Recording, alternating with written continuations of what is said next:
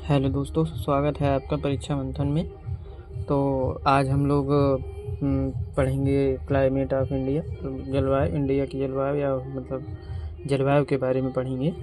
तो किसी क्षेत्र की जलवायु को निर्धारित करने वाला मुख्य कारक कौन सा है? तो अक्षांशीय अवस्थिति, इसको हमें क्या कहते हैं? जलवायु को नियंत्रित करने वाले कारकों से संबंधित शब्द कौन कौन से हैं? तो जलवायु को नियंत्रित करने वाले कारकों के लिए एक शब्द क्या है? लैंडफॉर्म्स का प्रयोग किया जाता है, जो जलवायु को प्रभावित करते हैं। तो पहले एल से क्या होता है?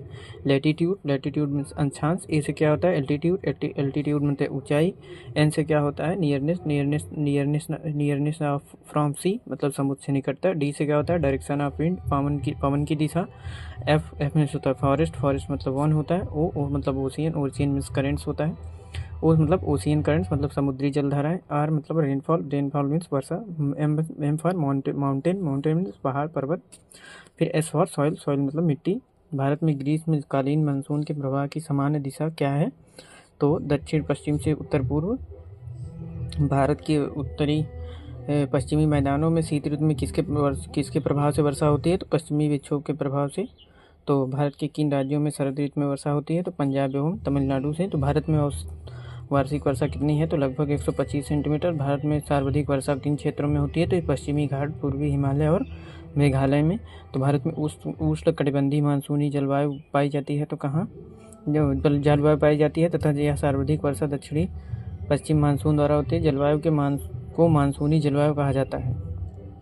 फिर उसके बाद अगला हम देखेंगे, भारतीय उपमहाद्वीप पर ग्रीष्म ऋतु में उच्च ताप पर और निम्न दाब पर हिंद महासागर से वायु का कर्षण मतलब ड्रॉस करते हैं, जिसके कारण प्रभावित होती है। तो दक्षिण पश्चिम मानसून होता है। तो व्यापारिक पवनें क्या होती हैं? ट्रेड्स विंड्स क्या होती हैं? तो व्यापारिक पवनें 0 से 30 डिग्री उत्तरी एवं दक्षिणी अक्षांशों के मध्य बहने वाली पवनें हैं। ये पवनें उपोष्ण उच्च वायु कटिबंधों 35 डिग्री नॉर्थ साउथ से विषुवतीय निम्न वायुदाब से कटिबंधों से 0 से 5 डिग्री एनएस की ओर मतलब नॉर्थ साउथ की ओर बहती हैं। उत्तरी गोलार्ध में इन्हें उत्तर पूर्व व्यापारिक पवनें तथा दक्षिणी गोलार्ध में इन्हें दक्षिण पूर्व व्यापारिक पवनें कहा जाता है। अगला देखेंगे हम लोग पश्चिम बंगाल, क्या कहते हैं? पश्चिम बंगाल और असम में ग्रीष्म ऋतु में चलने वाली पवनों को स्थानीय भाषा में क्या कहते हैं? तो काल बैसाखी तथा चाय वर्षा। पश्चिम बंगाल और असम में ग्रीष्म ऋतु में चलने वाली पवनों को स्थानीय भाषा में क्या कहते हैं? काल बैसाखी तथा चाय वर्षा। भारत में सबसे कम वर्षा वाला स्थान कौन सा है? लेह। कोपेन ने वर्ष 1918 में विश्व की जलवायु को कितने वर्गों में विभाजित किया है? तो 5। जलवायु निर्धारण के आधार पर क्या है? तो वार्षिक एवं मासिक औसत तापमान, और दूसरा क्या है? वार्षिक एवं मासिक वर्षा, और तीसरा क्या है? वनस्पति। तो कोपेन की योजना के अनुसार भारत के जलवायु प्रदेश का क्या कौन से है? तो जलवायु के प्रदेश, वर्ण और संकेत क्या है उनका, और क्षेत्र क्या है? तो लघु शुष्क क्षेत्र क्या होते हैं? तो वाची मानसून जलवायु, तो AMW इसका वर्ण संकेत है। और गोवा के दक्षिण में भारत का पश्चिमी तट। फिर उसके बाद शुष्क ग्रीष्म ऋतु क्या होता है? तो इसका वर्ण संकेत AS से लिखते हैं। उसके बाद तमिलनाडु का कोरोमंडल तट, ये क्षेत्र है जहाँ पर वो पाया जाता है। तो उष्णकटिबंधीय सामान्य जलवायु क्या होता है? AW मतलब इसका वर्ण संकेत है। और कर्क रेखा के दक्षिण में प्रायद्वीपीय पठार का अधिकांश भाग। फिर अर्धशुष्क स्टेपी जलवायु क्या होता है? BSHW उत्तर पश्चिम गुजरात, पश्चिमी राजस्थान और पंजाब के कुछ भाग में ये पाया जाता है, वहाँ जो ऐसी जलवायु होती है। उष्ण मरुस्थलीय जलवायु क्या होता है? BWHW राजस्थान का सबसे पश्चिमी भाग है, ये वहाँ पाई जाती है। इसका वर्ण संकेत ये है। शुष्क शीत ऋतु CWG गंगा का मैदान पूर्वी राजस्थान, ये वहाँ पाई जाती है। उत्तर मध्य प्रदेश में पाई जाती है, उत्तर पूर्वी भारत का अधिकतर प्रदेश है। फिर उसके बाद लघु ग्रीष्म तथा शीत आर्द्र ऋतु, तो DFC अरुणाचल प्रदेश, सिक्किम, असम। ध्रुवी तुल्य जलवायु क्या आता है? E। तो जलवायु कश्मीर, लद्दाख, हिमाचल प्रदेश और उत्तराखंड। टुंड्रा तुल्य जलवायु तो क्या होता है? ET इसका, और उसका उत्तराखंड के पर्वतीय क्षेत्र में ये जलवायु देखने को मिलती है। अब फिर उसके बाद अंतः उष्णकटिबंधीय अभिसरण क्षेत्र क्या होता है? ITCZ। तो ITCZ एक निम्न वायुदाब पट्टी है जो पृथ्वी के चारों ओर सामान्यतः विषुवत रेखा के ऊपर चारों ओर स्थित है। वस्तुतः यह एक दोलायमान स्विंगिंग मतलब इसको बोलते हैं और पट्टी है। ITCZ वह क्षेत्र है जहाँ उत्तर पूर्वी एवं दक्षिणी पूर्वी व्यापारिक पवनें मिलती हैं। दोनों पवने के मिलने से विषुवतीय पछुआ पवनों की उत्पत्ति होती है। और आगे हम लोग एक नोट देखेंगे, लू उत्तरी मैदानी भाग में पंजाब से बिहार तक चलने वाली एक शुष्क पीड़ादायक क्या होती हैं, पवनें होती हैं। और आगे हम लोग देखेंगे जलवायु के बारे में, भारत में कैसे क्या है, इसका मैप के जरिए हम लोग इसको समझेंगे। तो आगे देखते हैं हम लोग मैप से इसको। तो मैप में ये देखिए हम दिखा रहे हैं, ये भारत के मानसून दक्षिण पश्चिम मानसून के आगमन की स्थितियाँ होती हैं। मतलब दक्षिण से पश्चिम की ओर मानसून कैसे चलता है, तो हम मान लेते हैं कि हमारा इधर ईस्ट है, इधर वेस्ट है और इधर नॉर्थ है और साउथ है।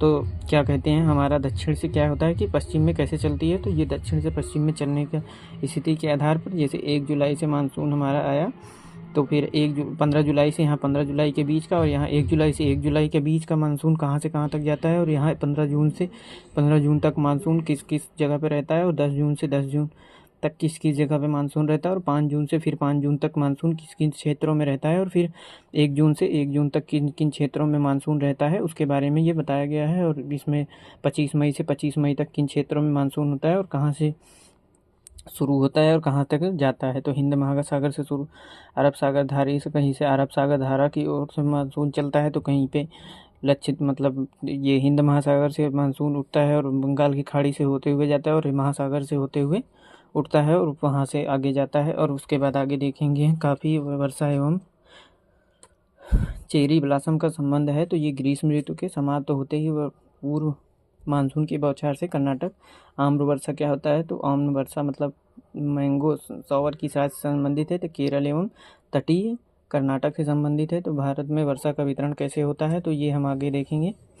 तो भारत में औसत वार्षिक वर्षा क्या होती है, 125 सेंटीमीटर, परंतु इसमें क्षेत्रीय भिन्नताएं पाई जाती हैं जो कि निम्नवत हैं। तो क्या क्या है वो हम देखेंगे। अधिक वर्षा वाले क्षेत्र क्या है, पश्चिम घाट, उत्तर पूर्व के उप हिमालयी क्षेत्र तथा मेघालय की पहाड़ियों पर अधिक वर्षा होती है। यहाँ वर्षा 200 सेंटीमीटर से अधिक होती है। खासी और जयंतिया पहाड़ियाँ कुछ भागों में 100 से 1000 सेंटीमीटर से भी अधिक वर्षा होती है। ब्रह्मपुत्र तथा घाटी तथा निकटवर्ती पहाड़ियों पर 200 सेंटीमीटर से कम वर्षा होती है। ये हो गया। फिर उसके बाद मध्यम वर्षा का क्षेत्र कौन है, तो गुजरात के दक्षिणी भाग, पूर्वी तमिलनाडु, उड़ीसा सहित उत्तर पूर्वी प्रायद्वीप, झारखंड, बिहार, पूर्वी मध्य प्रदेश। उसके बाद क्या होता है, उप हिमालय के साथ लगा हुआ गंगा का उत्तरी मैदान, कछार घाटी, मणिपुर से 100 से 200 सेंटीमीटर के बीच वर्षा होती है।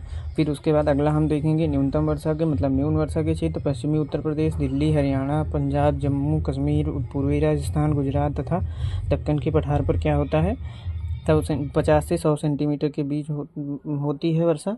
तो इसलिए इसे न्यून वर्षा क्षेत्र कहते हैं। फिर उसके बाद हम क्या पढ़ेंगे, अत्यल्प वर्षा के क्षेत्र मतलब बहुत ही कम वर्षा के क्षेत्र हैं। तो प्रायद्वीप के कुछ भाग विशेष रूप से जैसे आंध्र प्रदेश, कर्नाटक, महाराष्ट्र के वृष्टि छाया प्रदेश, रेन शैडो रीजन्स, और लद्दाख और पश्चिमी राजस्थान के अधिकतर भागों में 50 सेंटीमीटर से भी कम वर्षा होती है। फिर उसके बाद हम लोग नोट देख रहे हैं, जेट स्ट्रीम क्षोभमंडल के मध्य अक्षांशों में धरातल से 12 किलोमीटर ऊपर पश्चिम से पूर्व दिशा में चलने वाला एक प्रवाह का नाम है। आगे थोड़े से और कुछ पॉइंट्स हैं, हम उसको देखेंगे।